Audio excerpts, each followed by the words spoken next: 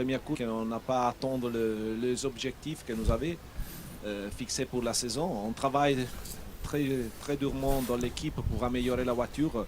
On a vu que c'est vraiment très serré dans le plateau au milieu entre nous, Alpine, McLaren, Haas, avec Gunther, Williams aussi. Et ça dépend de tous les développements qu'on sera capable d'amener dans la saison. Je pense que ce sera une bataille jusqu'à la fin de l'année. Et l'équipe qui sera capable de développer la voiture dans une manière consistante, il va être devant les autres. Mais c'est pas facile, pour cette analyse, monsieur. Les deux saisons, mais c'est un travail à faire et on est très déterminé à le faire. On est dans un cadre absolument exceptionnel ici à Monaco, hein. C'est un superbe écrin. C'est vrai que c'est compliqué peut-être pour les équipes de travailler, pour les pilotes en piste, parce qu'on n'a pas le droit de sortir de la piste. Il faut faire un parcours sans faute tout au long du week-end. Mais le cadre est quand même incroyable. Ça fait quelque chose quand même quand on arrive ici, malgré mais bien sûr, temps, oui. Bien sûr, c'est fantastique d'être à Monaco. Pour moi, c'était l'un des premiers Grands Prix que je suis venu voir au dehors de l'Italie. L'ambiance est exceptionnelle pour tous nous, pour les mécanos, et c'est un gros challenge pour les pilotes. Et donc ici, tu sens vraiment l'histoire de la Formule 1 et je pense que c'est une course historique qui amène toujours des émotions à nous, à les spectateurs. Une course si unique, Eric. Exactement. Alors pour rebondir un petit peu sur la première question de Margot, bon, départ de Fred quand même, qui a été Fred Vasseur, qui a été pendant 5 ans patron de l'écurie. Alors comment on appréhende un peu ce changement? C'est une blague. Hein.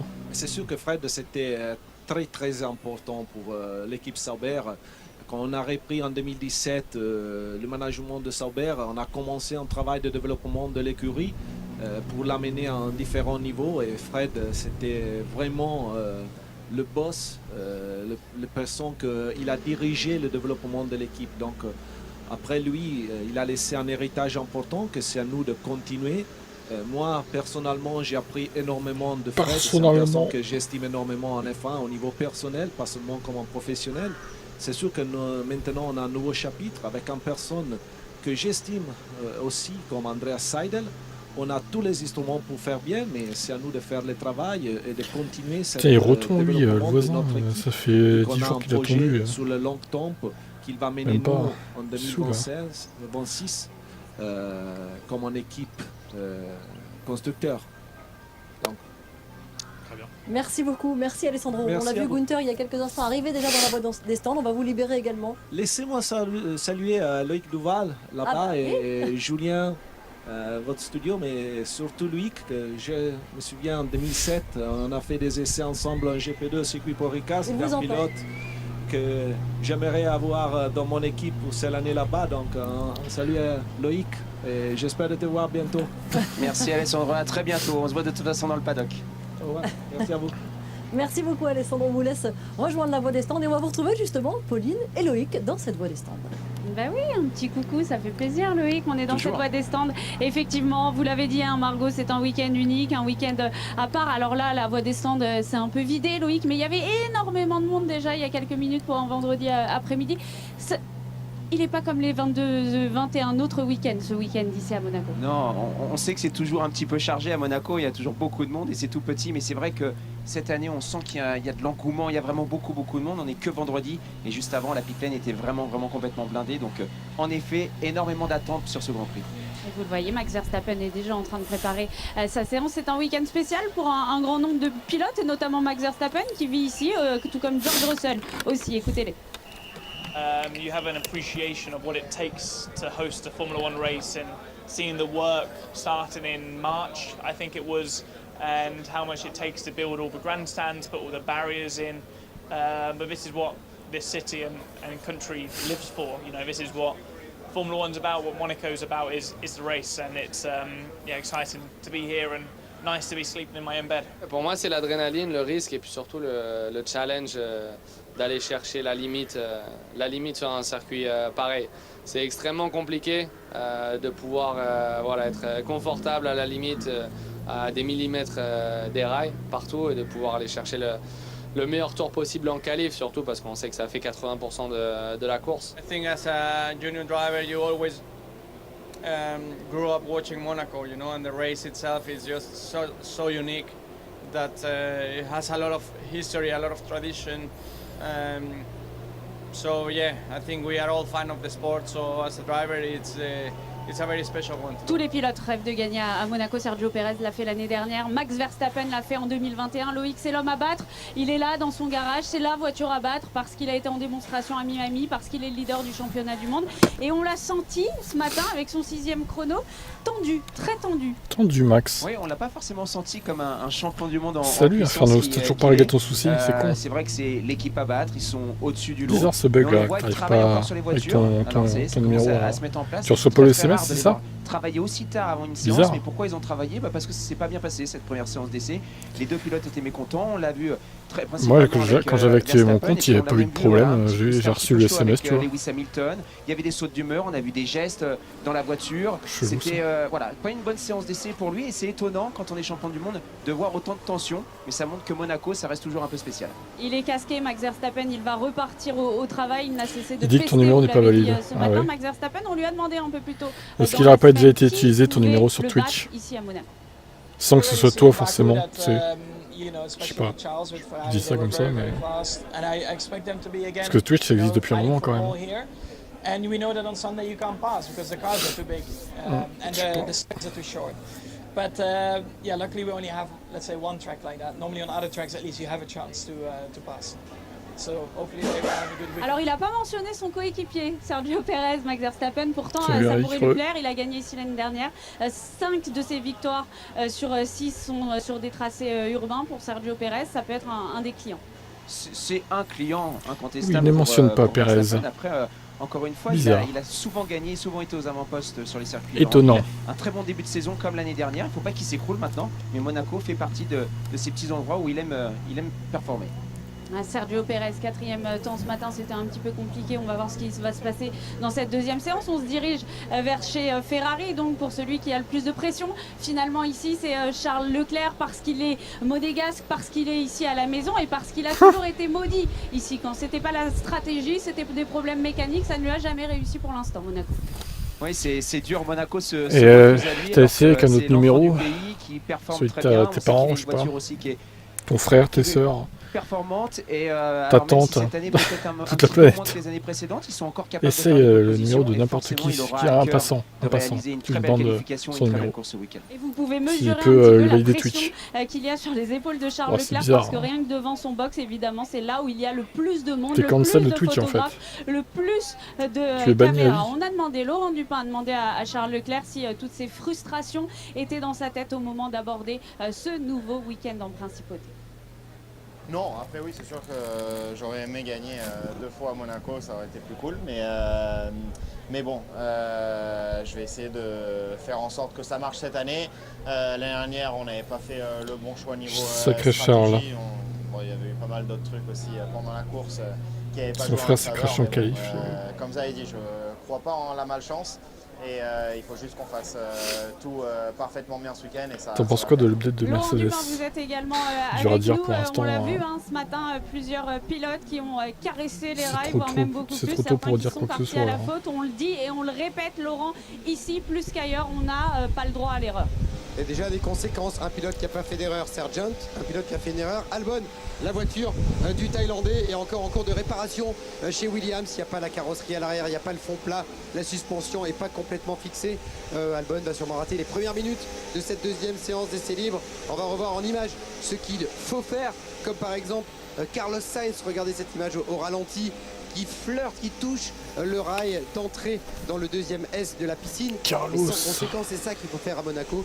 Et puis il y a eu l'erreur d'Alex Albon en toute fin de séance au virage de Saint-Dévote avec une sortie qui a endommagé la voiture à l'avant et à l'arrière et qui a donc des conséquences pour le... Oui, mais c'est faux, je pense que c'est des rumeurs de merde. Faut pas prendre ça au pied de la lettre. Quelques-unes maintenant pour la deuxième séance d'essai libre. C'est pour faire du clic. On observe, ça Eric, on le sait, on l'a évoqué un peu ce matin avec vous, ces incidents, ces erreurs qu'il ne faut pas commettre pour les pilotes. Alors c'est compliqué de leur dire puisqu'on leur demande aussi de chercher les limites, mais c'est quoi le but? Trouver la confiance, mais ça empêche. C'est une convergence, c'est-à-dire qu'il faut qu'ils prennent le temps eux-mêmes se réhabituer à ce passage rapide entre les rails. Et donc pour ça, il ne faut pas être comme d'habitude. Déjà sur un circuit normal, on va très vite chercher la limite de la voiture pour pouvoir la régler. Ici, c'est différent. C'est d'abord le pilote qui doit prendre confiance dans sa voiture avant de... Oh, ce serait lunaire, hein, effectivement. Enfin, sur un circuit comme celui-là. Ouais, en fait, on l'écoute davantage parce qu'effectivement, c'est lui qui va vous dire là, je suis pas en confiance. Alors, plutôt que de parler de réglage de voiture, on va plutôt faire en sorte que lui puisse améliorer parce qu'il y a beaucoup plus. Alors, si vous entendez un bruit de fond de tondeuse, c'est le voisin qui passe la tondeuse. Donc, je sais pas si vous allez l'entendre. Avec ces petits incidents pour ces deux pilotes, ça n'empêche pas à ceux de c'est la tondeuse Red Bull. qui a fait le meilleur chrono et Lewis Hamilton qui était 3e. La Mercedes qui apporte des nouveautés. J'avais déjà fait un live l'année dernière, je me rappelle, où il y avait la tondeuse aussi. Une réponse de la part du pilote britannique. Je sais plus quelle course c'était. Le contrat avec Mercedes pour les années qui viennent. Qu'en est-il? En tout cas, il répond parce que les rumeurs l'envoyant chez Ferrari se sont fait un peu plus pressantes. Écoutez-le. Bad reporting. C'est du mauvais journalisme, les gens parlent sans savoir, dit Lewis. People just taking a chance, I think. It's inevitable. I think there's always going to be Il y a speculation. toujours des rumeurs concernant mon avenir. My future when we're in negotiations and it's not done like super quick, but until Ouais, c'est Max qui passe la tondeuse. then that's all it is. I think we're in a good place. To be honest, I have my management team's like taking care of it all, so I can just focus on my job. So, Tu es un manager, Lewis. Qui c'est donc? Bon, c'est clair, on a également entendu que je sais pas qui c'est son manager. une réponse à ce sujet-là, hein, bien sûr, tant que rien n'est acté, ce ne sont que des spéculations, bien sûr, et puis de toute façon, il semblerait plus probable que Hamilton reste fidèle à Mercedes, selon vous, mais on aime bien explorer un peu ces rumeurs, voir un peu quelles seront les réactions aussi peut-être des gens. Je crois qu'aussi il faut les rendre un petit peu entre les lignes. Je pense qu'on sait tous que Lewis veut rester, en tout cas est marié. Non, l'expression à c'est Mercedes pas prévu pour l'instant. Fred a fait une remarque assez intéressante où il a match dit de foot, je vais juste du coup la finale de Ligue des Champions quand même. On a commencé on a pris en cours, on va finir. Mais je pense que l'opportunité pourrait peut-être. Ce sera le 10 juin, je crois. Ça, c'est sûr, je le ferai. Après les autres matchs, la saison de Ligue 1 se termine en plus, il n'y a plus trop d'enjeux. C'est spéculé en tout cas pour l'instant, comme ils l'ont confirmé de part et d'autre. Rien n'est fait pour les Hamilton et on attend avec impatience les nouvelles de son contrat. En tout cas, on attend avec impatience surtout de voir ces pilotes sur la piste. Julien Febvre, Franck Montagny, vous êtes tous les deux en cabine prêts à commenter cette deuxième séance d'essai. Juste on continue les anciens Grands Prix quoi, exclusivement sur Twitch. Eh bien, on s'y remet, c'est parti. Ça je peux pas co-streamer sur YouTube parce que ça strikerait je pense. Albon attendra sans doute encore un petit peu. Son erreur de fin de FP1 va lui coûter l'entame de sa FP2 d'ici quelques instants. Franck Montagny. Qu'est-ce que c'est que ça là? Texture ma feuille. Leur vidéo cœur à Frozen. Il fait panique ici. C'est une piste qui va beaucoup évoluer au fil de la journée. J'aurais vu, je pense. On est urbain, bien entendu. C'est-à-dire que tous les soirs, on va réouvrir la piste. Il y aura plein d'endroits. Ouais, ça a bugué sur YouTube. Normalement, c'est bon là. Il y a beaucoup d'endroits où ils font la fête aussi. Je te rassure, quand on fait la fête ici à Monaco. J'ai eu un petit message d'erreur. C'est peut-être la chaleur qui fait qu'au final. Le PC a un peu de mal là, même si c'est en fin de journée, bon, c'est en plein soleil quoi. C'est un petit peu désagréable, presque. Je ne cache pas quand on est pilote parce que la piste évolue sans cesse. Et surtout quand on est Allez, c'est parti cette séance. On sait quoi qu'on fasse le matin, ça ne comptera pas parce que... Ce matin, bon, c'était plutôt l'après-midi pour le coup. Donc vraiment, le but du jeu ici, comme disait... Je me recale avec le timing. C'est de prendre confiance, rouler petit à petit, se rapprocher des rails. Mais là, il fait moins chaud que tout à l'heure quand même. On n'a pas besoin de la voiture la plus performante, on a besoin de la voiture la plus facile à rouler. Avec du vent sur la principauté en cette fin d'après-midi, mais qui devrait rester ici aussi il y a du vent. Pourtant on est à 1000 km, mais... Dans des conditions quasi estivales ici en principauté, avec la sortie de son garage de Charles Leclerc, celui qui joue à domicile et qui veut aller décrocher cette victoire qui lui fait tant défaut et qui lui fait mal. Je ne sais pas combien c'est de chez moi. C'est 800 ou 900. C'est vrai que c'est pas facile pour pencher sur ce Grand Prix. On sait que la Formule 2, ça part ici, de DNF. On sait que, à part l'année dernière où il finit 4, en fait, ça a été très difficile pour Charles sur ce circuit.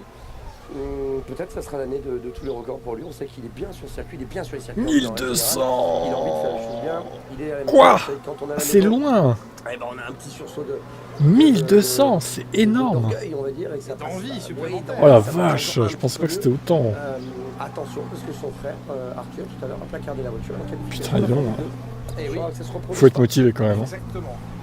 Sergio Pérez prend la piste à son tour, l'homme des circuits en ville lui aussi, celui qui s'impose principalement sur les circuits en ville depuis le début de sa carrière, c'est sa surface, j'ai envie de dire, de prédilection.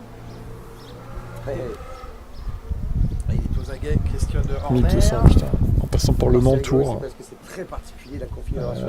Puis après, bon voilà, dans le sud, Clermont-Ferrand, Saint-Étienne, Avignon, Aix-en-Provence. On a toutes les informations, tous les. Et enfin, Cannes et Monaco. On voit pas spécialement ce qui se passe. Et Mamorieux. Ici, on a la même chose, mais sauf que c'est à l'intérieur d'un Algeco. On n'est plus du tout à l'air libre, on voit plus ce qui se passe dans les stands. Et ça, et le Castellet, c'était à combien? C'était pareil, hein, quasiment, je pense. En fait, on est que dans la technique et on profite absolument pas du Castellet. Donc c'est pour ça que vous verrez souvent des grands patrons comme Toto Wolff, tout ça. Mais restent pas forcément sur le pétrole à Monaco. Oh là là. Avec des Mercedes oh, qui putain, il s'est rappelé que cette tondeuse là. Un panel d'évolution important. Vous tondeuse Red Bull est de retour. 1090 le Castellet. C'est plus un poil plus près, mais bon. Ça reste plus de 1000 km quand même, quoi. Re David. Sur l'aspect visuel, qu'est-ce que vous en avez pensé visuellement? Ouais, vous voyez pourquoi j'ai mis un Grand Prix plutôt dans le nord. Manicourt, c'est à combien de chez moi? J'ai regardé. Sachez que dessous, si on enlève ces pontons, ça doit être 500, je pense, 400. Très étroit, très étroit. Ouais, 483. J'étais pas loin. C'est mieux déjà. Donc on a inventé une sorte de carrosserie qu'on vient coller partout. Le Mans, ça serait l'idéal pour moi. Je pourrais y aller, hein. Ça serait pas loin du tout. Ça serait à 120, je crois. 150, ouais. Bon, il y a peut-être plus court, mais. L'avantage qu'on a pu travailler aussi là-dessus. Ah, ça serait vraiment pas loin. Entrée d'air, c'est le bon content, c'est la suspension avant. Et la grosse différence, elle est plus 140, sans péage. Alors, ce serait idéal. Évolué, vous l'avez dit, Franck, bon. Justement, il y a cet attrait visuel lié au ponton, mais peut-être et sûrement le plus gros changement. Allez, concentrons-nous sur la P2. Suspension avant, ancrage beaucoup plus relevé, à vocation aérodynamique pour gérer le flux d'air d'une certaine manière, mais ça a un impact sur la dynamique du véhicule et on estime, là ce sont les experts qui parlent en matière de suspension et de d'épure, de dessin de suspension. Et Lewis Hamilton encore premier. Des suspensions avant va rendre la voiture plus rigide, moins sensible au pitch, c'est-à-dire à l'écrasement. Désolé pour attendre, c'est comme ça. Ça va bientôt arrêter. Je pense qu'il aura fini dans 10-15 minutes. Et pouvoir engager mieux dans les virages lents. Mais la vocation première du rehaussement de ces bras de suspension, c'est le flux d'air, c'est l'écoulement aérodynamique. Ce matin, Lewis Hamilton, oh non, il est premier, l'autre. George Russell utilisait des setups différents, oh la saleté. Différents l'un et l'autre sur leur monoplace. Bon, ils sont encore une 15, hein, ça va descendre le temps. Oh, Georges qui se réveille, tiens. Pour preuve, le troisième temps de Lewis Hamilton, George Russell, lui, avec un 15e temps, on va pas simplement 5 millièmes. se fixer sur les chronos qui ont été réalisés, mais on l'entendait à la radio, il n'avait pas de bon feeling sur les freins, sa voiture était très instable du train arrière, mais voilà, il y avait une nécessité, Franck Montagny, de ne pas mettre ses œufs dans le même panier et d'utiliser des réglages différents. Très sincèrement, quand on a une nouvelle voiture, on part avec un réglage A et un réglage M et puis Z, parce que c'est important justement de balayer un maximum de choses sur les réglages. C'est ce qu'ils ont fait chez Mercedes très intelligemment. Il y en a un qui marche, un qui ne marche pas. Très bien. Dans la deuxième séance, on met tout ce qui va marcher. Pour information, le pitch, comme vous disiez tout à l'heure, vous savez, c'est quand vous freinez au feu rouge que la tête elle part en avant. C'est l'avant qui s'écrase et les fesses qui se lèvent. C'est exactement ça sur les voitures. Le pitch, c'est ça. Le yo, c'est la 2 chevaux. On part à droite et on va à gauche. Okay, c'est deux choses différentes. Montagny de retour au commentaire. Alors demain, c'est, je pense que c'est Prost qui va prendre le relais. En tout cas, dimanche, ce sera Prost. Début de séance. On va aussi rappeler que lors de cette première séance d'essai libre, les pilotes ont principalement travaillé sur la gomme médium et dure. Aucun pilote n'a passé de gomme tendre lors de la première séance d'essai libre. Peut-être l'apparition de cette gomme tendre dans l'après-midi et dans cette deuxième séance maintenant. Pas encore, hein. Pour l'instant, tout le monde sur la gomme médium et la gomme tendre. La gomme médium et la gomme dure, pardon. Alonso est en avance dans le deuxième secteur. Là aussi, on a un gros sujet, on va en parler dans cette deuxième séance d'essai libre. Le cas Fernando Alonso. Et qui, à la surprise générale, on va le laisser passer la ligne avec le meilleur temps. C'est fait, une 14.611 devant Esteban Fernando, Ocon, attention, qui a signé ce matin la meilleure vitesse de pointe de toutes les monoplaces. Celle qui peine en ligne droite, cette voiture qui peine en vitesse de pointe était la plus rapide ce matin. Pérez qui a fait manger des retardataires là. Des voitures en vente. Attendez, je vais mettre le speed là. Qui est meilleur là? Après voilà, ça se joue à rien. 279. Ah, pour une fois que Red Bull a pas d'avantage, ça fait plaisir. Hein. Pour toi, il y a ta piscine, bah écoute, t'as de l'avance, écoute. C'est comme ça. C'est triste. Je me pose, Franck, comme les boîtes de vitesse, vous le savez, sont figées. T'as quel temps par buck là? Est-ce qu'ils passent tous la 8 T'as le temps en bas à droite du chat Twitch pour moi. Tu peux te caler si tu arrives. 6, 7. Ah, il y a Ronf meilleur temps. Peut-être qu'elle serait rentrée. JPP de lui. Hein. Est-ce que quelqu'un peut saboter sa voiture? Vous voyez les fans d'Alonso, il ne va pas gagner votre pilote. C'est encore Max qui va gagner, même ici. Hein. Vraiment, moi ça me vexe. Ah, t'es en retard, hein, Carlos. Les boîtes de vitesse restent strictement ouais, le Tour des Asturies, il est deuxième pour l'instant. Ça lui cède. Ou à Monaco et sur n'importe quel autre circuit. C'est évidemment un compromis, un choix qu'il faut faire. On va encore bouffer du max. Même ici. Génial. Pérez, s'il te plaît, réveille-toi. Le roi des circuits urbains, là. Je crois qu'il y a deux jeux différents, non? Ah non, un seul. Ah ouais, un seul. Bon, 20 secondes, ça va encore. La McLaren est aux multiples couleurs, hommage aux différentes victoires dans les plus grandes courses de la planète que sont le Grand Prix de Monaco, les 500 miles d'Indianapolis.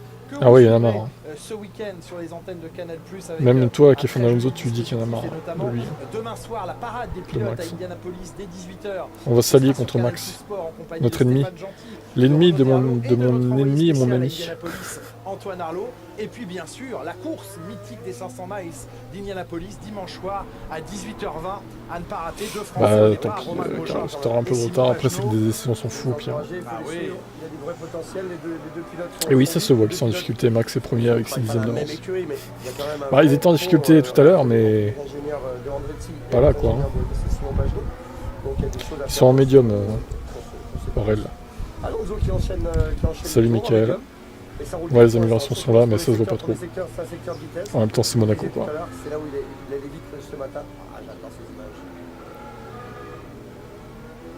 Oh là là, l'attaque de Fernando Alonso, là. On est sur un niveau. Ils sont tous en médium, sauf Leclerc qui est en dur. Si vous aviez le moindre doute sur sa motivation et sur son engagement, Fernando Alonso. Ouais, t'avais fait un TV, toi. Une 14-227. Ouais, c'est pas terrible fin TV. Ah, Lewis qui se réveille, attention. Lewis qui a déjà gagné à Monaco plusieurs fois. Hein. 3 victoires, je crois.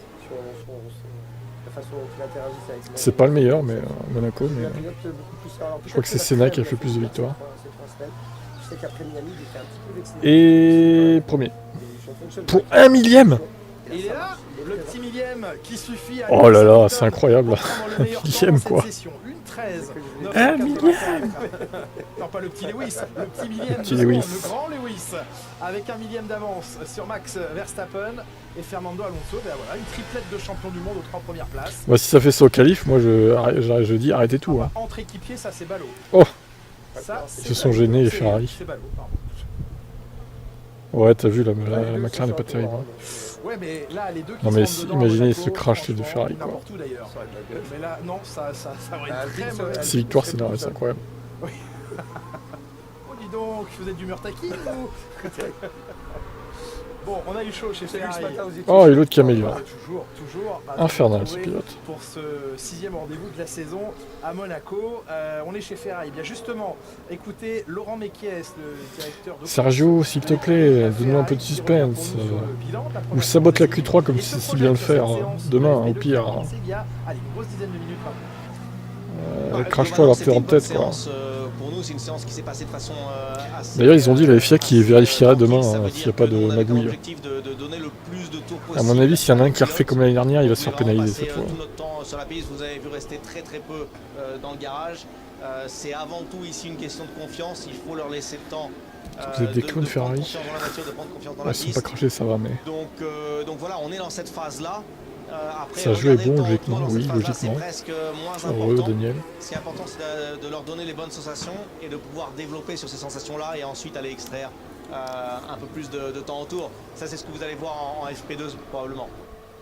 Alonso, attention, sur meilleur temps. Impatience et Fernando Alonso qui fait tomber une nouvelle fois le chrono dans le premier secteur. 19-1 pour l'Espagnol, nouvelle marque référence. Il est vite dans le premier secteur, très vite dans le premier Cette McLaren là. Ça veut peut-être dire qu'il compense un petit peu, hein. Ça veut dire aussi À la limite, peut-être qu'il aurait fallu inverser le orange et le noir sur la McLaren. Ça serait peut-être mieux passé, je sais pas. Tant qu'il a de la vitesse de pointe. Alors peut-être que tout simplement ils ont pas d'élan. Ils ont peut-être plus d'élan. Après, c'est comme ça. C'est celle-là. Rappelez-vous quand on était à Miami. Ils sont à la limite, c'est pas évident de dire s'il l'a fait exprès ou pas. Ouais, c'est sûr, je suis d'accord. Après, on a vu qu'il a donné un coup d'accélérateur quand même, c'était bizarre. Hein. Après, il n'y a pas de preuve flagrante qu'il a fait exprès, mais bon. Je sais pas. Verstappen avait l'air de dire qu'il a fait exprès. Hein. Et deuxième pour 15 millième, l'Asturie. L'Asturien. Les uns les autres, hein, que ce soit Hamilton, puis Verstappen qui a repris le meilleur temps, puis Alonso qui vient s'intercaler. Ça, c'est intéressant. Sous les yeux, ce week-end, il n'est pas là. Hein, ne vous trompez pas, mais de Sébastien Vettel qui est arrivé au circuit tout à l'heure. Avec son papa, Norbert, absolument. Oui, Vettel chez Red Bull. Sébastien Vettel, il ressemble toujours à Björn Borg. Vous ne pouvez pas vous tromper si vous êtes en principauté. Cherchez Björn Borg, version. Physiquement, elle est BG. Hein. Vous aurez Sébastien Vettel. Elle est jolie, mais après, ce qui nous intéresse, c'est comme les perfs. Pas si nombreux. Il y a presque la moitié de la grille qui vit à. Ça va être tellement serré de toute façon. Ça va encore jouer à un dixième ou deux à la qualif. Comme souvent ici, quoi. Ah, c'est pour le climat? C'est pour la vue sur la Méditerranée. Lewis Hamilton est résident monégasque, tout comme Max Verstappen et Charles Leclerc, qui l'un et l'autre d'ailleurs viennent d'acheter un appartement. On vous dira pas où, on va pas vous donner l'adresse. Jean Alési n'habite pas à Monaco. C'est pas très loin de toute façon, c'est dans Monaco. Hamilton, Verstappen, Leclerc, Lando Norris, résident monégasque. Imagine, il donne l'adresse et tout, le mec fou quoi. Sergio Pérez, Nick De Vries, Alex Albon et Nico Hülkenberg sont également habitants de la Principauté. Le climat franc. Mais vos perfs, elles se dévendent déjà. Ouais, ça va. Pour l'instant, c'est pas trop mal, mais bon, attendons de voir les qualifs quand même. Hein. Oh merde, attendez, j'ai fait n'importe quoi là. Je me suis décalé. Oh putain, faut que je me recale. Après, forcément, ça va se polisser un petit peu parce que les voitures, on va commencer à les régler, on va trouver un peu de perfo. Et forcément, la mécanique va reparler un petit peu. Mais c'est toujours intéressant ces premières séances de voir les pilotes qui arrivent à s'extraire un petit peu du groupe, qui arrivent à faire la différence avec leurs autos. 69 degrés l'ordi. Oh là, ça commence à chauffer sévère. Hein. J'aime bien voir aussi les Alpines 5. Aïe. Ça fonctionne pour les deux petits Français, on trouve un petit peu de performance, on trouve un peu de sérénité. En même temps, il y a un plein soleil quoi. Le truc qui m'inquiète un tout petit peu sur les Alpines, c'est de voir qu'elles sont déjà. Ça ressemble à la demi-son de Mercedes. C'est pas Hamilton. Elles sont toutes ouvertes en fait. Ouais, il y a de ça. Il y a de ça. C'est la seule voiture que je vois équipée comme ça, donc je me demande si les refroidissements marchent vraiment bien sur cette côté. Donc Negasti 5e et 6e dans cette séance. Alors ça va mieux pour Max Verstappen, vous le constatez, avec un chrono référence en 1:13.857. On rappelle que ce matin le meilleur temps a été fixé par Carlos Sainz en 1:13.3. Il y a eu des crushs. Non, il n'y a rien. Pour les P1 tu veux dire? Il y a juste Albon qui s'est craché. Pour Max Verstappen, mais on n'a pas sinon ça va. Les réglages liés au ressort. Les ressorts, ils ont été changés entre les deux séances d'essai libre. C'est un travail live qui ne pouvait pas être ça réalisé pendant la session.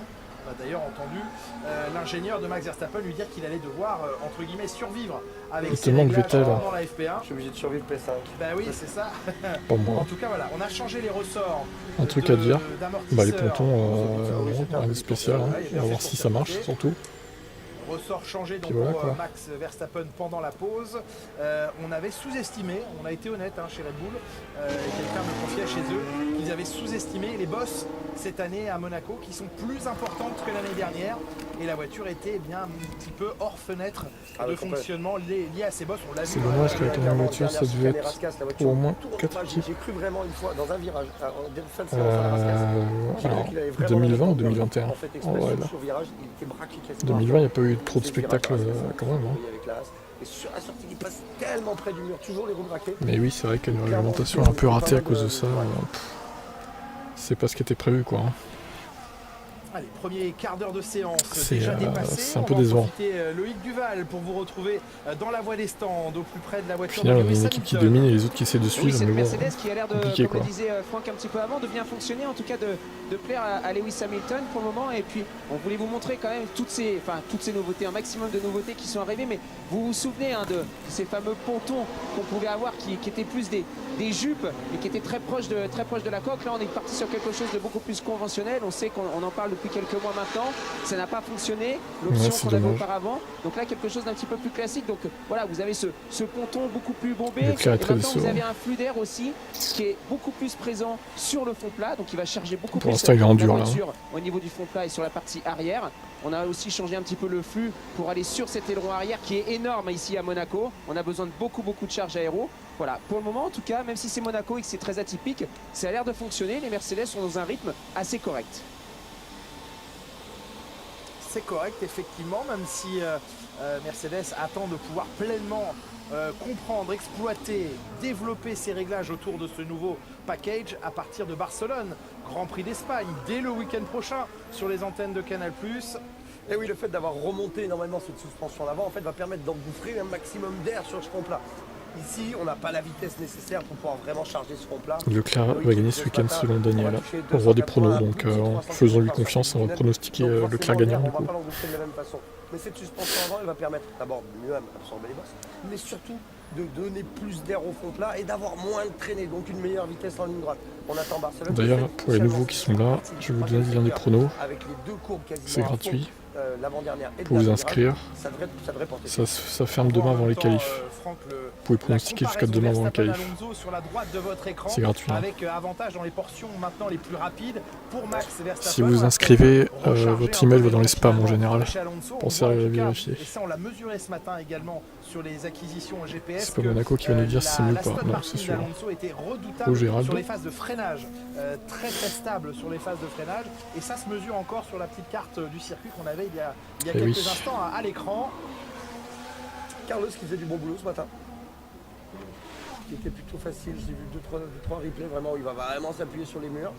Ah, Pérez qui se réveille, attention. Phénomène d'absorption. Attention à pas trop exagérer, c'est toujours la même chose.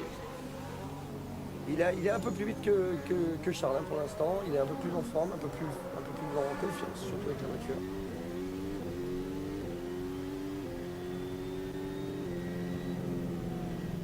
Pérez qui va se chercher le deuxième temps, toujours avec les médiums. Hein. N'oublie pas que les Ferrari pour l'instant c'est deuxième et 80 millième. Les McLaren a roulé avec Norris, pardon, a roulé avec des médiums. Tout le reste roule en hard. Enfin, les trois autres roulent en hard. Ouais, mais Sainz il a pas l'air mauvais. Hein.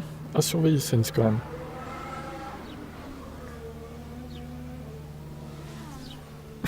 Et Verstappen, je crois que ça y est, c'est parti. On est en train de travailler, on a trouvé des solutions, on a retrouvé du train avant. On sait que Verstappen aime une voiture pointue, avec énormément de train avant, une voiture qui est capable vraiment d'enrouler. C'est-à-dire que c'est un pilote qui va freiner tard, bien entendu, qui va braquer la voiture, qui va relâcher les freins et qui va se permettre d'enrouler la voiture, d'enrouler le virage, pardon, avec le train avant. Sans trop de vitesse au milieu. Enfin, Oh là là, Max, 13-3, c'est énervant. C'est pas quelqu'un qui va croiser frein accélérateur, donc il va pas trop user non plus les freins à ce niveau-là. Il va pas monter en température, donc pas surchauffer les pneus. Il a besoin de latéral et surtout d'un très bon frein avant. Peut-être qu'il va dire ça encore. Toujours la même excuse. À 13-3, il enfonce le clou quand même. Ah bah tu aimerais bien barbecue de Carlos. Qu'il allait chercher la victoire. Sergio qui va couper. Et le cut de Pérez. Je suis à la maison, je fais un peu ce que je veux. C'est cool. Il les connaît les places de parking ici. Ah bah il a pas trouvé. Faut rien, allez. Non mais l'autre qui passe pleine balle là, ça. Entre les deux. Il est là mon petit Carlos. C'est notre nouveau burger, comme dirait Jean. Jean, allez-y. Après, Sergio Pérez, coutumier du fait, hein, ouais. Qui ce matin a provoqué le coup de Fernando Alonso. Peut-être qu'il a eu un petit coup de karma tout à l'heure quand il est revenu. Sergio Pérez qui triche. On sait pas. Il reste 39 minutes. Vous voyez pas le temps qui reste là? Si, vous voyez normalement. Le but du jeu, c'est bien sûr d'enchaîner les long runs. Ici, on va essayer de trouver un petit peu de Tour the Street, c'est mal parti. matière à comprendre le pneumatique. Bon, il est à sa place quoi. Hein. Énorme. Pour l'instant, même si la piste va évoluer, même si la derrière température... deux Red Bull, derrière deux Ferrari. On a besoin d'informations, il faut connaître la dégradation du pneu, la différence aussi de performance entre un médium, entre un soft et entre un hard. Donc pour l'instant, vous voyez, tout le monde roule en medium hard, ce qui voudrait dire que la course se passera en medium hard. Ouais, Carlos s'envoie, après on verra s'il envoie tout le week-end ou juste en essai libre.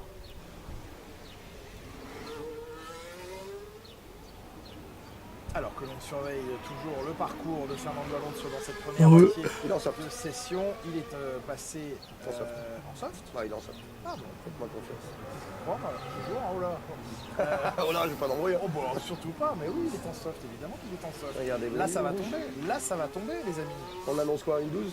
Ah, on annonce, allez, les pronos, une 12 combien? Une 12 890. Une 12 8?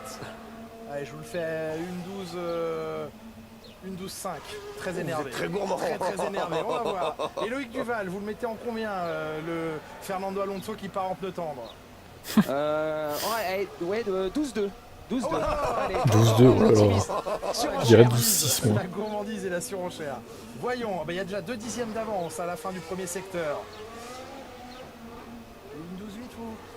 Je peux changer? Non, c'est trop tard. 12-6, 12-6. Loïc, on revient vous voir d'ici quelques instants parce qu'évidemment, on veut se délecter du tour de Fernando Alonso, le premier du week-end avec son coéquipier, Lance Stroll, à passer la gomme tendre.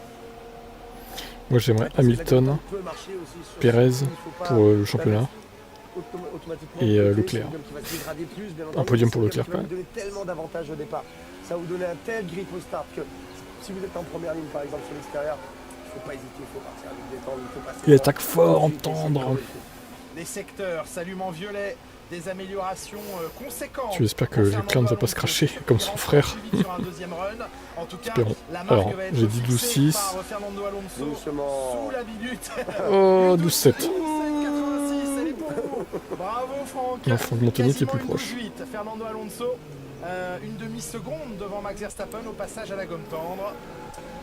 Bien mesuré, mais vous le connaissez par cœur ce Fernando Alonso. Mais vous avez raison, un deuxième run et il va aller beaucoup plus vite. Putain, mais Stroll, il a 8 dixièmes. Entendre aussi, mais il est lent, flâner. Il flâne, hein, vraiment, sur la piste, lui. Hein. C'est vraiment du flânage, quoi. Fernando s'est raté, je l'ai vu hein, sur le grand écran. Et en plus, j'ai cru comprendre qu'il avait le plein d'essence. Ça va aller beaucoup plus vite. Non, pour revenir chez Williams, en fait, tout ce qu'il ne faut pas faire à Monaco. On tient jusqu'à la fin de la dernière séance, on tape la voiture dans le mur. Et là, du coup, on roule pas. On voit Alex Albon qui est avec ses ingénieurs et qui regarde ce qui se passe à côté, bien sûr, qui prend les informations pour construire. Oui. La voiture, là, on est en train de finir le setup. Regardez, les mécaniciens ne touchent plus à rien. Elle est sur Leclerc serait mérité, oui, il mériterait de briller chez lui, quoi. Et on a, vous voyez, sur les parties extérieures, ces éléments en métal qui représentent les roues. Et comme ça, on met la voiture à plat. Et regardez, là, sur le trépied, vous avez ce radar qui va en fait à chaque petit point. Je ne sais pas si vous pouvez voir sur l'extrémité, sur l'élément en métal, là vous avez des petits points jaunes. Et en fait il va prendre toutes les mesures pour s'assurer qu'on est bon au niveau des cotes, etc. On a aussi les répartitions des masses, tout ça. Mais voilà, là en fait les mécaniciens ne touchent plus à rien. C'est les ingénieurs à distance qui finissent ce setup. C'est vrai qu'il peut pleuvoir dimanche en plus, donc ça peut tout basculer. La technologie maintenant qu'on a sur la Formule 1, tout le monde est équipé de ces radars sur le devant de la voiture. Et en début de séance, et Bottas, troisième. Enregistrer tous les détails. Et les petits Monsieur Bottas. que vous avez vu au niveau des freins, il y en a partout sur la voiture. Et ça va vous donner exactement l'équilibre de la voiture, exactement le réglage. Ce qui fait qu'en vraiment pas longtemps, vous savez si votre voiture est bien réglée, si elle est droite, s'il y a un problème, s'il n'y a pas de problème. C'est une valeur sûre en fait. Ça évite aux mécaniciens d'aller tout détailler, tout vérifier, millimètre par millimètre. C'est vraiment un gain de temps assez exceptionnel maintenant aujourd'hui sans Formule 1. Alors je vous donne la liste, non pas de course, mais d'éléments changés sur la voiture d'Alex Albon. Boîte de vitesse, aileron arrière, plancher, aileron avant, suspension avant gauche, et il roulera dès qu'il pourra prendre la piste dans cette séance qui touche bientôt à sa moitié. Il roulera avec un ancien aileron arrière, soit parce qu'on n'a pas d'autres pièces nouvelles, soit parce qu'on les garde pour plus tard dans le week-end. Il a tout niqué Albon là pour le coup. Je pense plutôt à la première solution. Voilà, alors Russell qui était gêné. De l'Aston. Bon, une boîte, un aileron, un demi-train, on fait le paquet de c'est Emmanuel. Oh bah... Ah non, j'allais dire 500 000. Ouais, Lucas, c'est sûr que ça va être compliqué de doubler. Hein.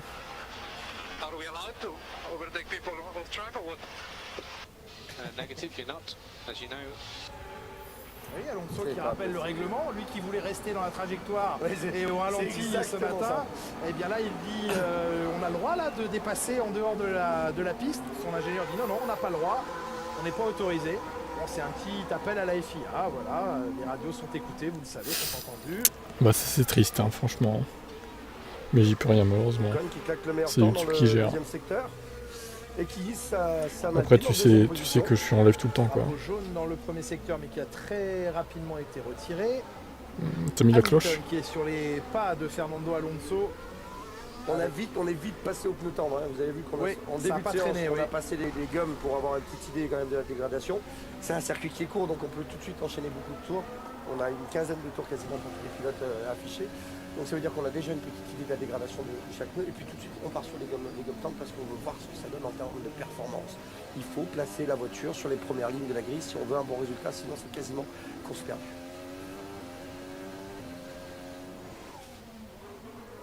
Elle est vivante, hein, cette voiture. Ouais, mais elle est stable. Ah oui, réactive. Elle est vivante, la Mercedes. Elle réagit aux consignes du pilote. Ouf, ça enroulé. C'est le sous-virage là. Il est allé la chercher loin.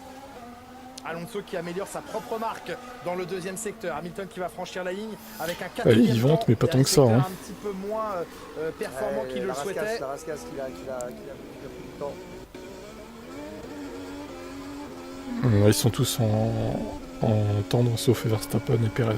Ils sont en médium. Il n'améliore pas Fernando Alonso, à l'exception du deuxième secteur qui est un nouveau record. La dégradation du pneu n'est pas énorme en fait. J'avoue, au code P2, qu'est-ce qu'il fait là? C'est pas mal. Fernando Alonso qui reste le pilote le plus rapide avec pour lui les Aston Martin est super dans les freinages et Ferrari dans l'accélération, mais pour moi Ferrari ne freine pas encore au dernier moment.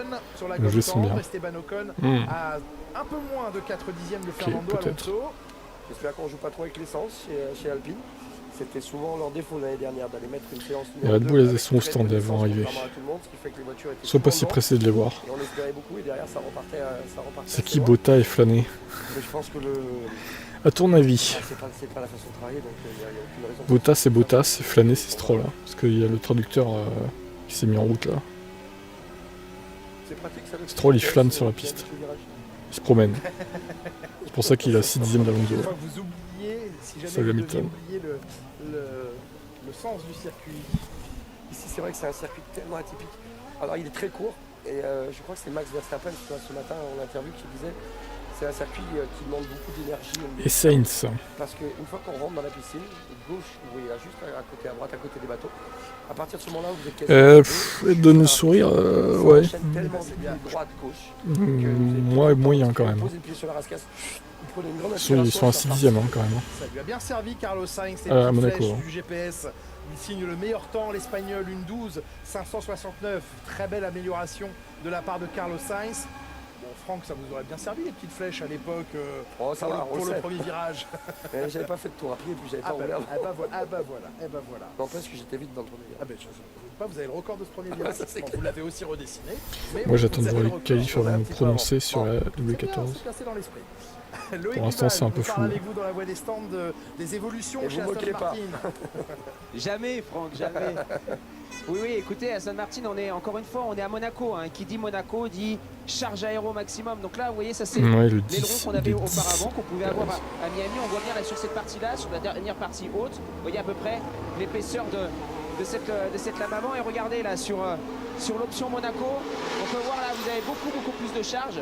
Il y a à peu près 2 cm de supplémentaire, vraiment sur la partie extérieure ici, qui va ensuite jeter l'air au niveau des pneumatiques. Mais ce dont on a besoin ici à Monaco, c'est charge maximum. Tout ce qui est traîné, on s'en moque. Ce qu'on veut, c'est du confort, c'est de la performance, c'est être capable de mettre la puissance au sol. Et donc du coup, on charge les voitures au maximum avant, arrière. Oui. Il a raison Loïc. C'est un des rares circuits où la traînée, on s'en fiche complètement. La traînée, si vous le suivez souvent sur le canal, vous savez ce que c'est ce qui ralentit la vitesse de la Formule 1 dans une ligne droite. C'est des ailerons normal. Si vous enlevez les ailerons dans une ligne droite, une Formule 1 pourrait prendre 400, 500 km/h, enfin je ne sais pas combien elle pourrait prendre, mais ça pourrait aller très vite. Mais à un moment donné, il y a la traînée, il y a la force de l'air contre les ailerons. Et ça, c'est toujours problématique. Tous les circuits du monde, on lutte contre la traînée. Parce qu'on essaye d'optimiser au mieux du mieux. Ici, comme on n'obtient pas les 300 km, ou à peine les 300 km/h, la traînée, on se dit que c'est pas grave. On va mettre tout simplement de la charge aéro et du confort pour le pilote.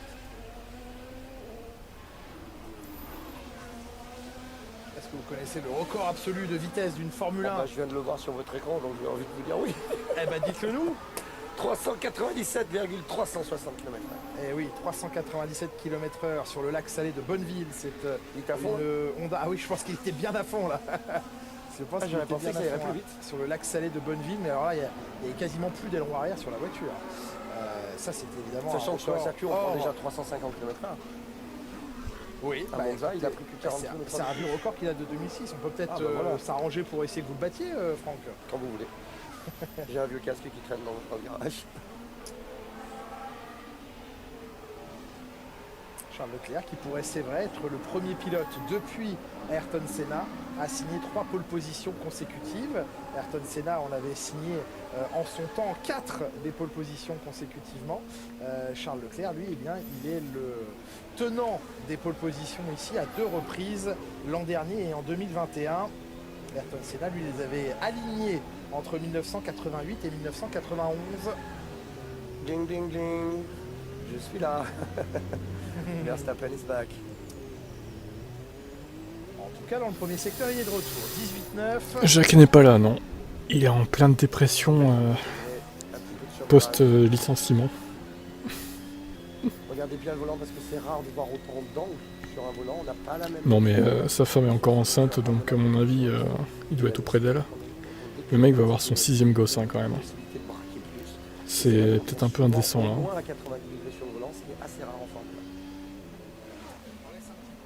Il en laisse un petit peu dans le deuxième secteur. Si avec ça, avec 6 enfants, il n'y en a pas un qui perce en Formule 1, ça sera un échec. Hein. Ce qui est impressionnant, c'est de voir la capacité de reprise des gaz extrêmement tôt. Elle bouge pas. Et le passage de la puissance dans les roues.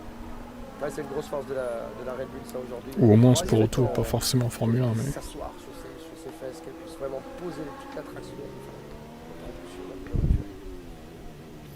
Oui, non mais alors... moi je veux bien Hamilton, hein, sauf que là on est à Monaco en fait. Donc le temps au tour tu remarques qu'il est beaucoup plus court. Si c'était pris une seconde au tour à Monaco, là quand même non. Ça les envoyait 15 ou 16e. Hein. Je serais pas étonné de voir Perez devant Verstappen ici, Perez fort en rue. Ouais, je sais pas. On va voir. Sergio Pérez prend lui le 5e temps, une amélioration constante dans ces 3 secteurs pour le Mexicain. Charles Leclerc à son tour en amélioration. Non mais enfin, le mec, il connaît pas les contraceptifs en fait. Hein. C'est incroyable.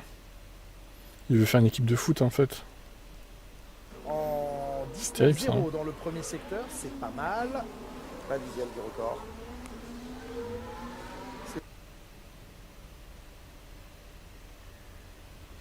Ah bah on est 2, comme ça, on va pas le supporter. Bon, par contre, ça bug là. Hein. C'est-à-dire avec 1000 chevaux, il patine pas à mon avis. Il se comporte à l'air stable, après elle est pas très rapide quand même. Pour l'instant, du moins. Allez, Charles Leclerc. Alors après, ils en ont peut-être sous le pied, hein, je dis pas, mais bon. Est-ce qu'ils en ont plus sous le pied que les autres, ça? C'est pas sûr. Hein. Bon, attendez, là, ça bug trop, il va falloir que je fasse quelque chose. Je vais le vendre à Margot Lafitte. Ça bug trop, toujours pareil, un petit pub qui bug. Allez, l'IS de la piscine, si rapide, si spectaculaire. Et ces tribunes déjà bien garnies pour un vendredi.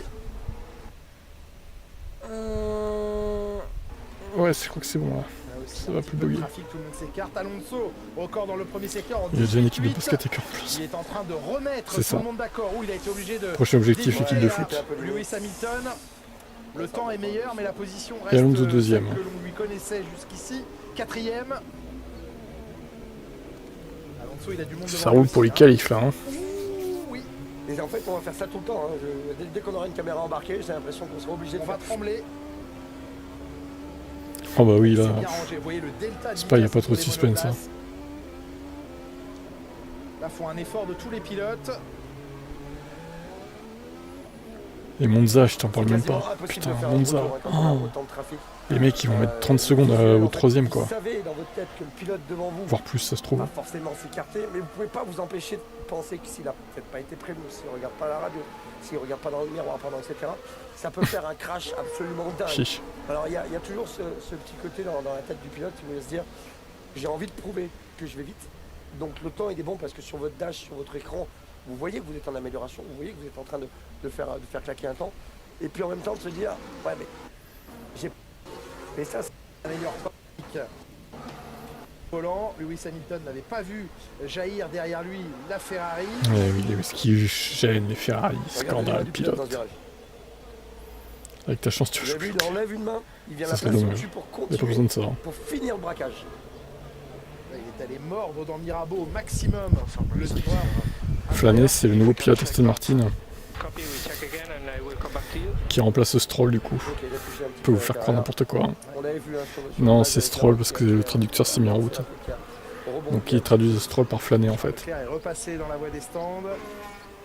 Et effectivement, il porte bien son nom parce qu'au final, C'est vraiment très en forme. il est à 5 dixièmes d'Alonso, il flâne un peu sur le circuit là. Il est en confiance, il arrive à faire ce qu'il faut. Pour l'instant, il prend le dessus clairement sur Charles. Il fait un gros travail ce début de semaine. Ouais, c'est la meilleure entame de week-end possible pour Carlos Sainz. Il y a Bottas aussi. C'est le clone de Bottas. Et Russell avec un seul L. C'est le frère jumeau de George. 9 et 10 les Alpines. Voilà. Ensemble, les deux pilotes qui se valent, clairement. Dans les mêmes temps. Ouais, non, mais là c'est inquiétant. 5 dixièmes à Monaco, c'est énorme. Ils sont dans les points. C'est le TGV. Un petit peu mieux pour les Alpines. Tu espères voir Hamilton en rouge. Ça marche pas trop mal pour Bottas également. Moi ça me ferait un peu chier, j'avoue. Après, comme j'ai déjà dit, je préfère l'équipe Ferrari de maintenant avec Vasseur aux commandes qu'avec Binotto. Ça me dérangerait un peu moins, on va dire, mais bon. Brad Pitt, je sais pas où il est, il fait sa vie. Il roulera pas sur les pistes, Brad Pitt. Il roulera que quand il n'y aura personne, je crois, apparemment. Et ça sera Silverstone, ça sera pas avant. Après, je sais pas trop comment ça va se passer. Ça va être bizarre.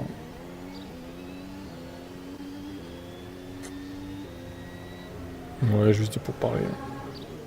Et sur un deuxième run, Verstappen sans trafic. On reprend la tête. Et il reprend la tête, le vilain Max. Qu'on déteste tous. Le vilain pas beau. Méchant Max, le méchant. Le bad guy. Il fait le meilleur temps sans avoir aucun. Ah oui, ok. Génial. Je me rappelais pas de ça. Bah donc il va réagir, Leclerc. Il se prend 3 dixièmes pour l'instant. Bon. À voir comment ça va évoluer. En tout cas, un 1.12.462. Là, clairement, on a réorienté la monoplace dans une bien meilleure direction que ce matin. Et puis, il a fallu tenir compte, on le disait dès le début de la retransmission, Franck, tenir compte de l'évolution de la piste, de l'amélioration du grip, de l'adhérence au sol. Ça, c'est quand même une folie.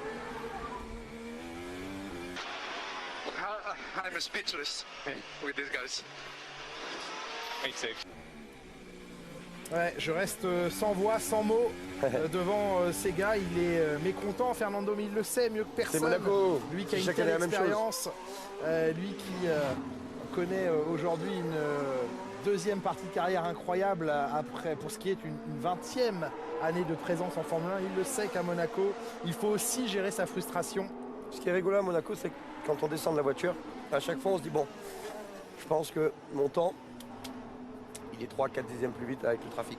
Mais on sait que tous les pilotes réfléchissent de la même façon parce qu'on a tous eu du trafic. Tout le monde aurait pu. Et en fait, on se dit juste, bon, est-ce que j'ai perdu plus que les autres? Le truc, il est là. Ouais, oui. Il va falloir réussir à contenir ses nerfs. Ça fait aussi partie de l'exercice imposé par Monaco.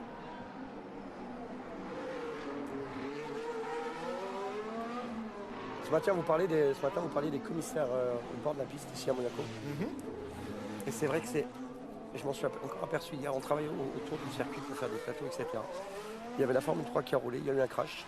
Et je vous promets que ça va passer plus d'1 minute entre le moment où la voiture a tapé et le moment où la voiture a été sortie.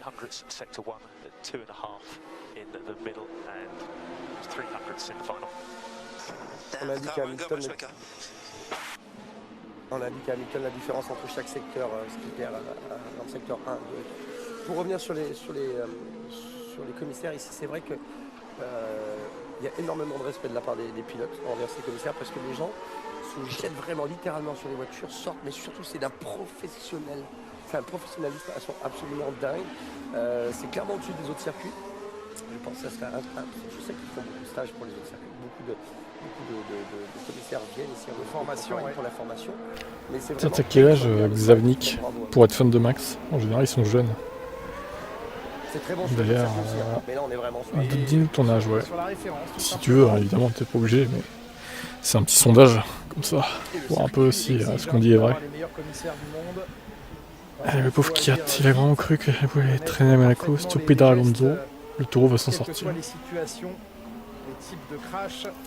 Le taureau des Asturies. Ils savent quoi faire en fait avant même qu'on leur donne l'ordre de faire quelque chose. Le mec connaît tellement Mercedes que... Oui, qui revient au deuxième rang. Ça ouais, c'est pas faux. Lui aussi un chrono. Très bien, il prend la même. Moins d'un dixième derrière Verstappen. Ouais, ça, il vole. Oh, Kelly, il a volé Kelly à Daniel. Non, je pense qu'il a pas volé, c'est juste que... Il s'aimait plus et puis il est passé à autre chose. Ils sont passés à autre chose les deux, avec 4 là. Pourtant ils avaient une fille hein, quand même.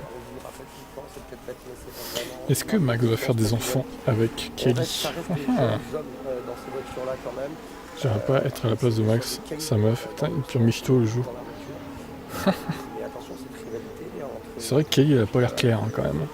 Elle est un peu comme son père, ça se trouve. Puis elle est pas très belle en plus. Je sais pas ce qu'il lui trouve. Hein. C'est pas... Elle est pas moche mais bof. Pas mon style. Yuki Tsunoda, oui, qui est allé toucher le mur. Lui, c'était avec la roue elle avant va le gauche. tromper. Hülkenberg, c'était avec la roue arrière gauche. Max, il vole le baquet, la meuf, c'est ça. Ce voleur. Il en a perdu un élément. Alors, Yuki, qu'est-ce que tu nous fais là? Ça un tout petit peu plus fort et c'est la biellette. Oh non! Oh non! Ah, c'est Sainz. C'est Sainz. Il a tapé. Oui, c'est vrai. Et Sainz il a tapé. Et Sainz il a tapé. Vous voyez, on est mauvaise langue. On dit tout le temps que Leclerc se crache et pas Sainz. Eh bien, il nous fait mentir, Carlos. Voilà. Il nous fait mentir, Carlos. Ça peut arriver. Et oui, lui qui avait construit jusqu'à cet instant une belle confiance, une belle mise en action. Il est pas en confiance, Carlos, on le sait.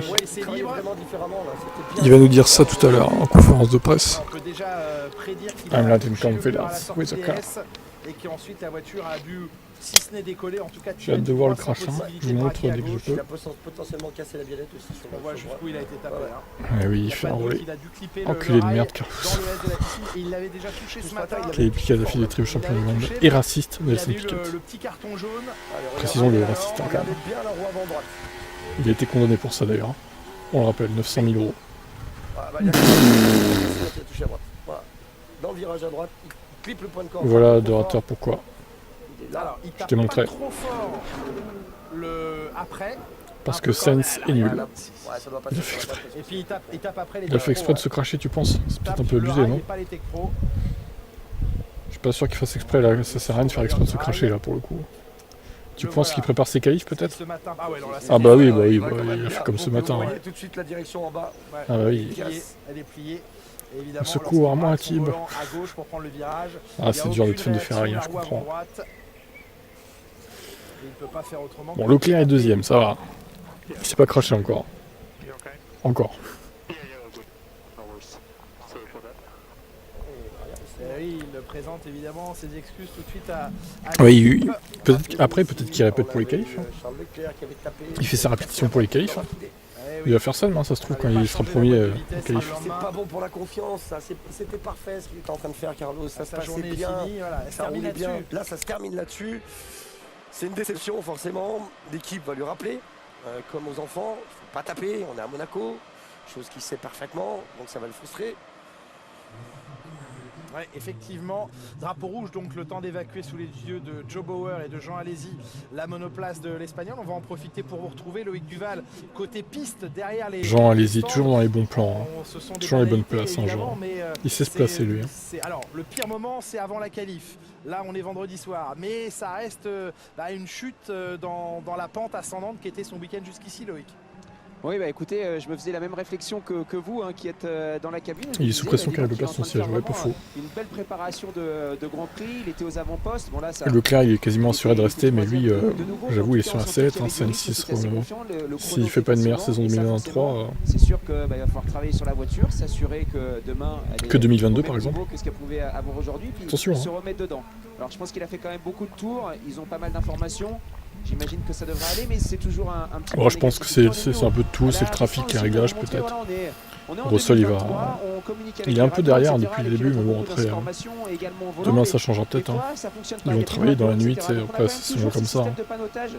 Qui sont à l'arrière des stands, avec lesquels on communique avec les pilotes pendant la course. Et regardez, vous avez toutes les informations, donc les différents chiffres pour les positions, etc. et les écarts. Un retour chez McLaren, mais à la place de qui ils vont pas virer Norris ou Piastri. Chez Haas, ouais, à la place de Magnussen.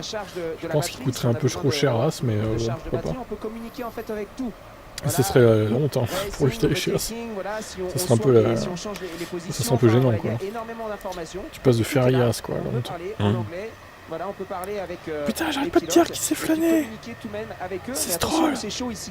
C'est un très très long virage à droite. Putain, troisième fois. Hein. Et ça passe surtout très très près. Donc attention au panneau. Loïc, juste pour rire, vous pouvez les mélanger? Flâner, il flâne sur la piste. Il porte bien son nom. Vous venez demain et je vous laisse faire. Vous êtes bien connu pour ça. On voit, Piastri, il est rincé. Pour l'instant, il est pas à l'aise. Ouais. Il est pas au niveau là. Il faudra hausser le niveau de jeu Oscar. Hein. Pour l'instant, c'est pas terrible. De Vries et Tsunoda sont très proches par contre. Pour une fois. C'est vrai que c'est souvent l'arrière qui nous inquiète le plus quand l'arrière vient taper après le mur. On revoit encore une fois. Et le bruit sourd. Hein. Ouais, et Ocon, tu le mets où? Tu le vires du coup? Pourquoi tu vires Ocon? Ils sont très proches, Ocon et Gasly, il n'y a pas de raison de virer Ocon en vrai. Ce sont toujours des mauvais moments à passer. Si c'est pour te dire changer pour changer, ça sert à rien. Hein. Je suis Alpine, je garde les deux Français, hein. C'est mort, je ne veux pas de Sainz. Hein. C'est génial ces caméras quand même, on voit vraiment la destruction du carbone en bas là. J'étais con, mais bon, venez, on fait un échange Carlos-Lewis. Carlos c'est Mercedes, qu'est-ce qu'ils en voudraient même pas, honnêtement. Du coup c'est plus résistant que ce que le fer était, enfin, le métal était. Après ça serait un bon P2 pour Russell. Hein. Russell qui atomiserait Sainz, c'est sûr et certain. Alors là, il en ferait qu'une bouchée. Hein. Ça serait dur hein, pour Carlos. Hein. En fin de séance, déjà pour les pilotes en piste, ça voudra dire que tout s'est bien passé pour eux. Et puis pour qu'ils aient l'opportunité d'un départ, parce qu'ils n'ont pas pu, avec l'accident d'Alex Albon en fin de FP1, avoir le droit à une procédure. Il n'est pas possible, vous voyez la configuration de sortie des stands ici à Monaco, il n'est pas possible d'effectuer ces procédures pendant les séances. Les pilotes ont droit à un test par séance d'essai. Le truc c'est que Carlos il accepterait pas d'être numéro 2 je pense dans une écurie. Hein. Il a sa fierté quoi.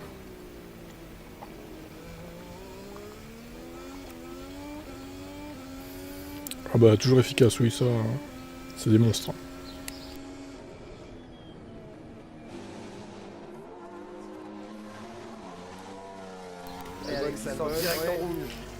C'est pas 20 minutes qu'il aura eu. Tu trouves Marcos trop sévère avec De Vries? Bah si. Ouais, après, je comprends son point de vue, c'est quand même un rookie en F1, ok, mais il a quand même de l'expérience en sport auto, donc on pouvait s'attendre à ce qu'il performe de suite en fait. De rien, Aaron, merci à toi de t'être abonné. J'ai l'impression que les jeunes pilotes ne sont pas fans de cette nouvelle voiture. Ouais. Il a rien prouvé au con. Hein. Ah non, tu parles de Sainz, ok. Chuck Norris, c'est le fils à... Oui, c'est ça, oui. C'est son père, Chuck. Bravo aux mécaniciens, on savait le travail des commissaires en bord de piste. On peut Norris chez Mercedes. Alors oui, ce que tu pourrais faire, c'est Norris, il part chez Mercedes, et ça se libère chez McLaren, et Sainz revient chez McLaren. Ouais, mais alors du coup, tu mets Hamilton chez Ferrari dans ce cas-là. Alors.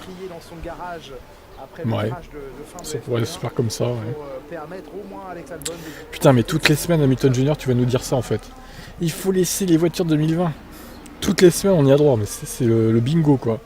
Hamilton Junior, bingo, fallait laisser voiture 2020. À chaque fois, hein. Incroyable. À chaque week-end de Grand Prix, même dans les rediffs. Les pontons chez Merco, on ne pas la Williams. Ouais, peut-être. On espérait qu'Albon aurait la diligence de le laisser passer, que nenni. Salut Erwan. Oui, à la limite 2021, oui. Comme ça tout le monde aurait été content, les fans de Max auraient été contents, les fans de Mercedes aussi, les autres seraient revenus je pense au bout d'un moment. Ça se trouve on aurait eu 6 écuries dans les mêmes 3 dixièmes, et imaginez, ça aurait été fou quoi. 3 dixièmes entre 12 voitures hein, pour les qualifs. Pour la Q3, ce serait... Même Q2 et tout, ce serait super quoi. Ferrari 2020. Oh non. Quelle horreur. Je mets Verstappen chez As, je laisse sa vie. Putain la vache. Bah là on le voit plus dans les points. Hein. Aussi dans les points, mais 8ème, 9ème quoi. Flâner, ah 4ème fois. Je vous déteste tous. C'est le traducteur. Je vais épingler le truc hein. Attendez. Il reste 8 minutes, est-ce que ça vaut le coup hein, vraiment? Flâner. Attendez, je vais écrire ça, ça va être plus simple. Flâner égale Stroll. Merci. Voilà. Je le mets là, comme ça, vous m'emmerderez plus avec cette question. Possible ça. En plus, il est déjà venu flâner. Alors, il flâne à Monaco là. On peut le quantifier tout de suite, regardez la différence. Albon connaît bien ce... Changer les voitures à chaque fois que le peloton se rapproche. C'est pas faux ça. Ça tombe mal à chaque fois. Hein. C'est terrible.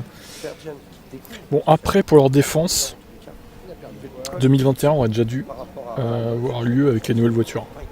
Mais le Covid en a décidé autrement. Mais s'il n'y avait pas eu le Covid, 2020 était la dernière saison avec la monoplace de l'ancienne génération en fait. Hein. Donc, ouais, je sais pas ce que ça aurait donné en 2021. Ça se trouve au final, bah Max aurait quand même gagné en 2021 avec les nouvelles voitures du coup. Ça aurait rien changé. Un 8e podium en principauté et égaler ainsi le record d'Ayrton Senna. Elle est beaucoup plus stable du train arrière cette Mercedes.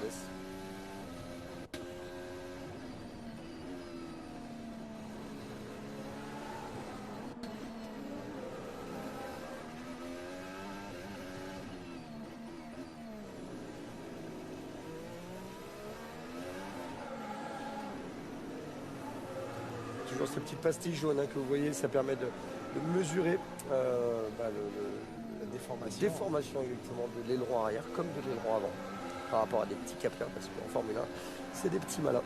Une écurie qui aurait apprécié que la nouvelle génération de voitures arrive dès 2021, c'est Ferrari d'ailleurs. Parce que 2021 c'était pas ouf non plus. Hein. C'est aussi à ça que servent les séances d'essai.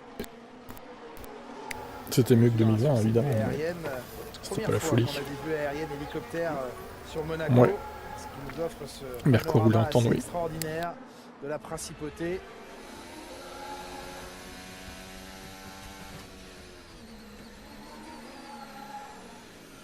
Un petit blocage, il a ouvert, il a bien fait. Ça évite de prendre le vibreur, il est de retour sur les gommes médium. Ouais, il peut faire mal ce vibreur. Ah oui, si vous prenez celui-là, c'est le mur. Là, c'est le rail. Pas trop bien ici. Allez, il y a quasiment 5 minutes de la fin de la séance. Je vous propose de retrouver Laurent Dupin en compagnie de Laurent Miquet. C'était juste avant la séance d'essai libre. Laurent Dupin et les deux Laurent ensemble avec une question sur peut-être les cauchemars qui hantent Ferrari ici. On vous retrouve. Cauchemars qui hantent Ferrari. Après le traumatisme de l'année dernière, et pour Charles, les stratèges, la direction, est-ce que vous y repensez en arrivant? Est-ce qu'il y a eu un débriefing? On se remet là-dedans pour cette année pour être sûr de ne pas faire les mêmes erreurs? Bien sûr qu'on y repense. D'abord parce qu'on n'y repense pas seulement maintenant, on y a repensé toute l'année dernière. On ne se on y repense tous les jours. On n'en dort plus de la nuit. Donc oui, quand on revient sur un Grand Prix comme Monte-Carlo, on repasse l'analyse ensemble de ce qui s'est passé l'année dernière et aussi de tout ce qui a été. Bon, ils sont tous en run course, donc il y a plus d'amélioration. Comme clairement. Équipe plus forte cette année. Espérons, souhaitons à Ferrari d'être une équipe plus forte cette année en principauté. Avec le mauvais pas de Carlos Sainz il y a quelques minutes ne sera pas suivi d'autres problèmes en ce week-end princier. Beaucoup de sorties quand même pour les pilotes Ferrari, hein, que ce soit là on sait. Donc, ça c'est quasiment le petit là. Carlos qui a tapé, mais quand on parle de Miami, c'est Charles qui l'a tapé 2 fois.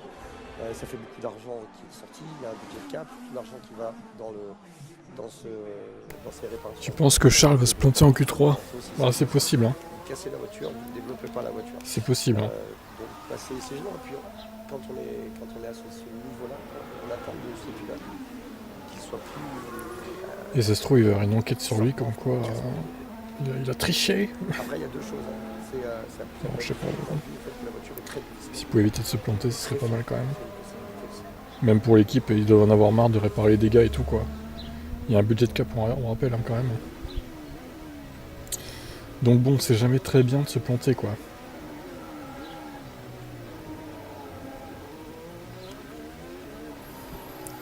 Ah ta gueule, Certo! En plus, je l'ai mis en épinglé sur YouTube. C'est Stroll!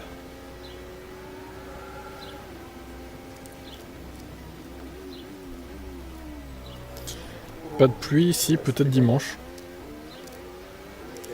Il s'agit de venir à Monaco, soit médium ou des temps, ou des durs pour faire toute la course. Je sais pas du tout. Mais c'est le problème aussi, il n'y a pas assez de différentes stratégies quoi. Je trouve que les pneus ils s'usent pas assez vite. Ça serait bien des courses avec 3 arrêts. Ça mettrait un peu d'incertitude quoi. Les axelles elles sont propres, ça glisse pas, il a pas tout craqué. C'est un très beau tour en Golden Médium.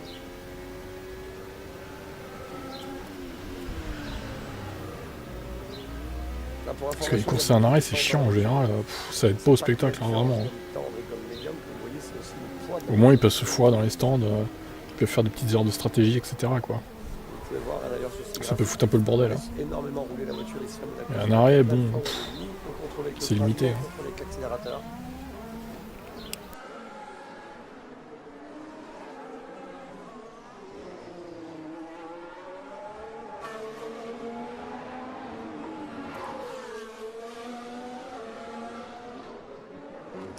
Piastri qui est le seul des deux pilotes McLaren pour l'instant en piste.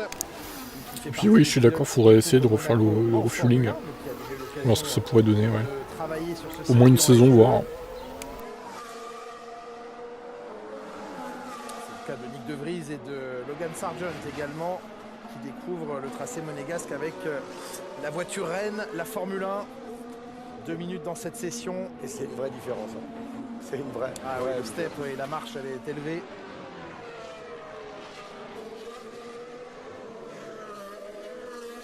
Comme la Formule 1, ouais.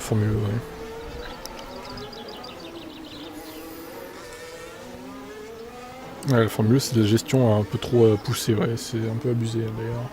Il y a trop de gestion, quoi. Dommage. Bottas ça a l'air pas mal. Ouais, pour l'instant il est dans le top 10, donc devant les Alpines. Tsunoda speeding in pit lane. Bravo. Toujours présent avec Bottas et pourtant de nouveau il y a un gros écart. Alonso Stroll, pareil, un gros écart. C'est un circuit qui marque vraiment la différence entre les jeunes pilotes et les pilotes qui ont vraiment beaucoup d'expérience. Bah ça nuit au spectacle qui soit l'économie quoi en fait, tout simplement. C'est vrai que les voir rouler à ralenti c'est pas terrible. C'est le moment de rentrer dans cette pit lane limitée à 60 km/h, on le rappelle. Et la dernière minute de séance ici à Monaco. La Formule 1 que vous retrouverez dès demain pour la dernière séance d'essai libre sur Canal+ Sport à partir des 12h10. Et puis la séance de qualification sur Canal+, en clair, à partir de 15h40. Vous aurez vécu avant cela, dès 14h10, la course sprint de F2, où nous avons des Français bien placés sur la grille de départ, on s'en réjouit. Très bien placés. Les qualifications de ce Grand Prix de Monaco, on le sait, on le répète, on ne cesse de vous le dire. La séance de qualification à Monaco est extrêmement importante, même si elle ne fait pas tout. On en a encore eu la preuve l'année dernière. Ce sera à 15h40 demain, en clair sur Canal+. Oh, c'était chaud dès l'entrée. Hein. Ça y est, il a eu son carton jaune, Fernando Alonso. Regardez le contre-braquage.